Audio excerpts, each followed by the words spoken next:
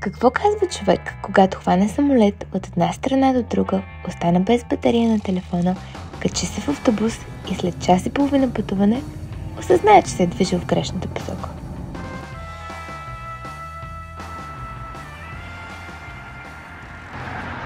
Упси! За щастие всичко завърши добре.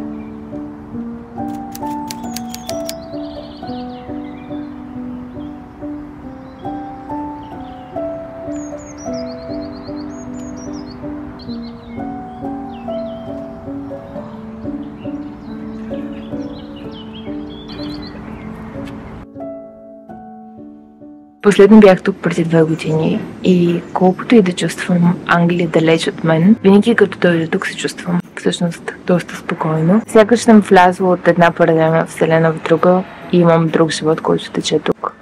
Говоря страшно глупости, понеже нямам никакъв живот, който тече тук, но го чувствам нормално да съм тук.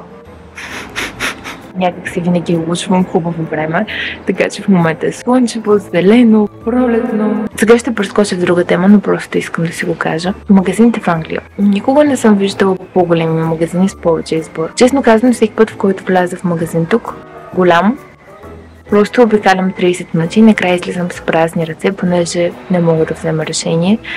И в предното ми видео от Лондон, единственото всъщност, преди 2 години казвам същото нещо, но осъзнавам, че нещата не са се променили. И това да имам твърде много избор ме обърква. Както в магазина в Лондон, така и в истинския живот. И не знам как да действам. Спирам да говоря, защото до никъде не стигам. Но това ще е влог от Лондон. И не знам как ще се развие, нито какво ще се случва, нито до коя дата ще остана тук. Но започвам така. Next station, Bushey.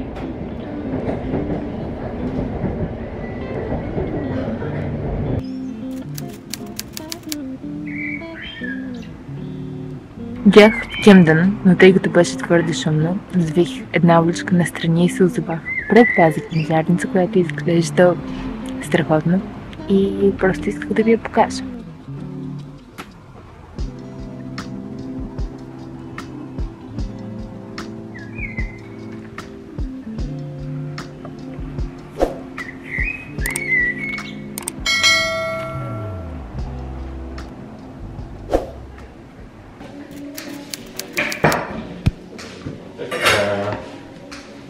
Тук колко станаха? 350.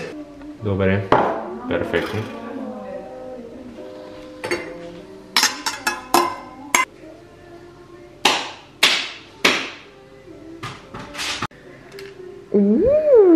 Запомни как. Да. Аз отварям. Много ровно. Що бе?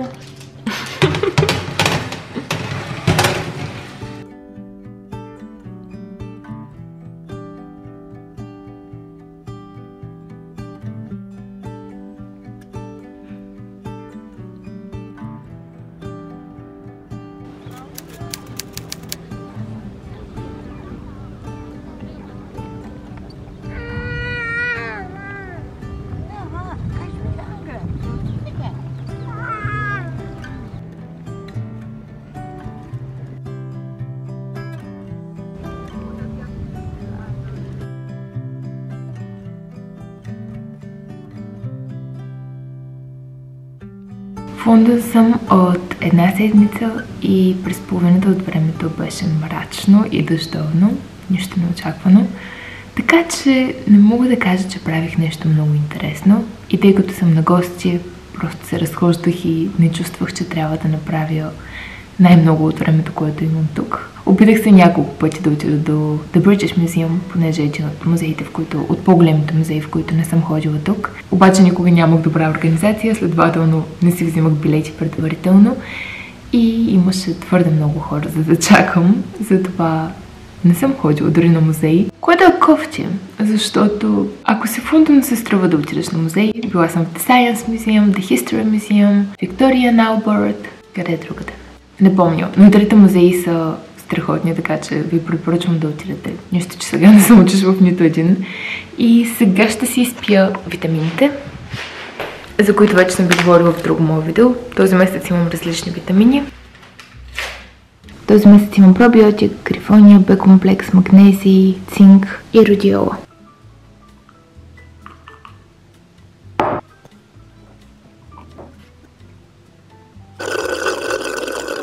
Почвам да се облека.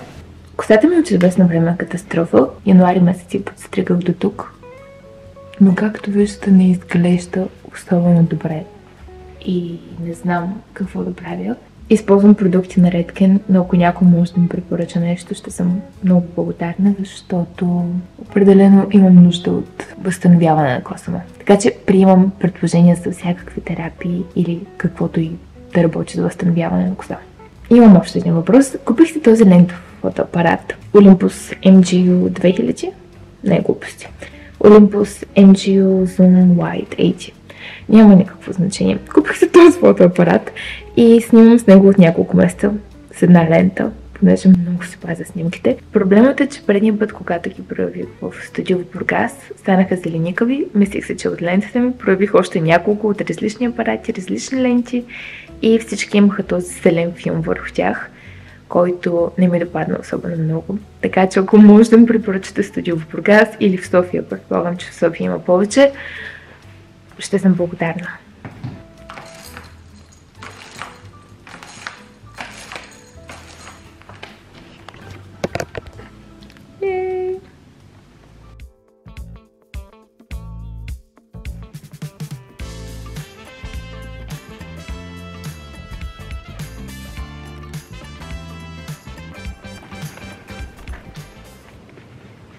Не знам как да го опиша по друг начин, но всеки път, който излязам, да ми прилича на снимачна площадка.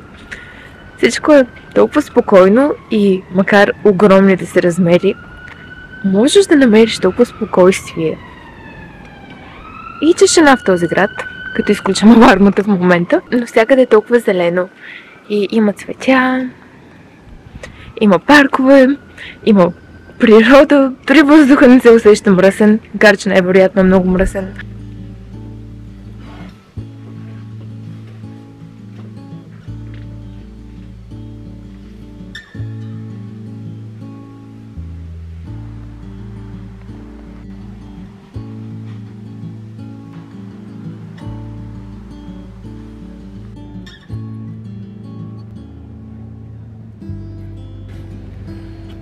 Горещо ми е.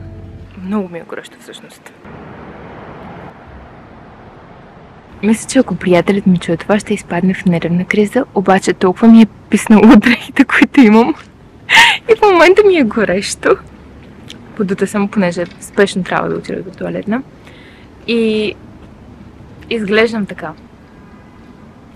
През последните месеци, последното нещо, което исках е да се купувам дрехи. Макар че се купих доста неща от вторите употреби в Испания. И сега се преместих с една раница. И от една седмица нося най-удобните дрехи, които съм си взела. И ми омръзна от тях.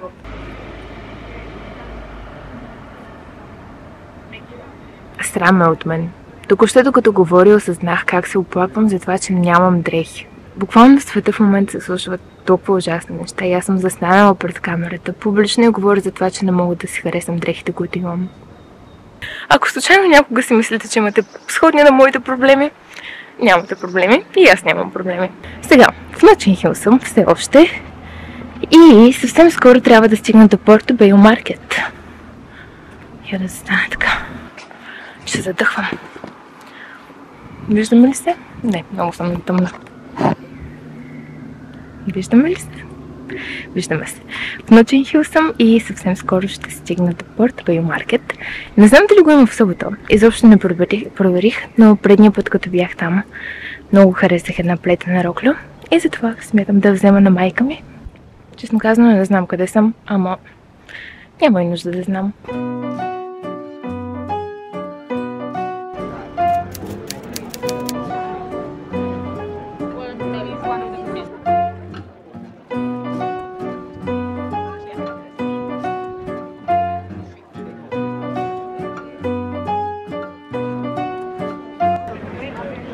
Буквално дори не знам дали съм на същия маркет. понеже е събота и времето е хубаво и е пълно с хора. Така че ако искате да отидете до Портовейл маркет, не го правете през уикенда.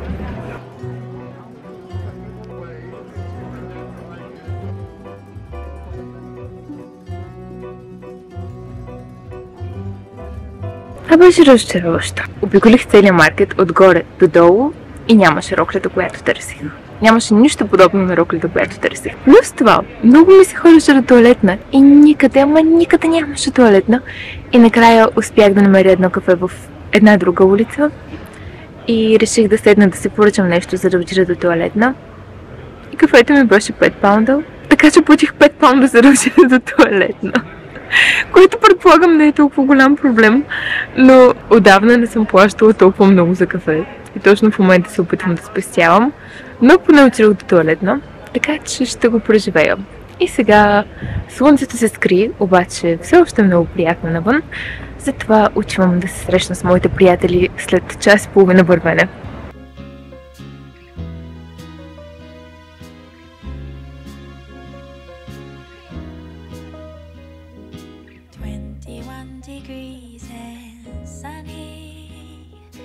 Just the way I always wanted. but I got 또 없어. 지금 이대로면 좋아. 따스한 햇볕이 가득 담은 Sand River.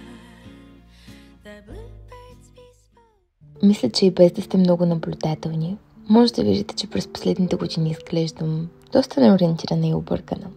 Трудно ми е да играя по правилата, в същото време ми е трудно и да не го правя.